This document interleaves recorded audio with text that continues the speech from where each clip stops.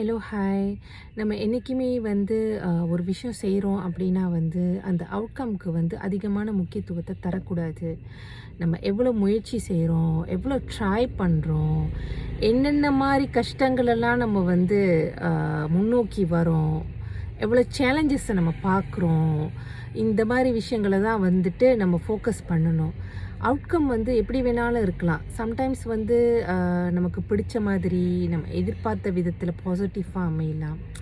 Sometimes நமக்கு பிடிக்காமல் நம்ம எதிர்பார்க்காத விதமாக நெகட்டிவாக கூட அமையலாம்.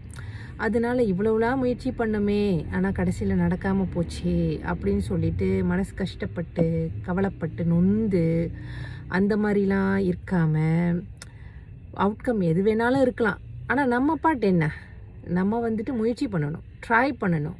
அது நடக்குதோ இல்லையோ அது அடுத்த விஷயம். சம்டைம்ஸ் இல்லை மோஸ்ட் ஆஃப் த டைம்ஸ் அது கண்டிப்பாக நடந்தே ஆகும். ஆனால் அதுக்கான ஒரு டைமிங் இருக்குல்ல. சில நேரம் உன் வாழ்க்கையில் நீ சில லெசன்ஸ்லாம் நீ கற்றுக்கணும் அப்படின்னு சொல்லிட்டு உனக்கு இருக்கிறப்ப அது கொஞ்சம் லேட்டாக கூட நடக்கலாம். அதனால trust the efforts, not the outcome. Okay, bye, thanks.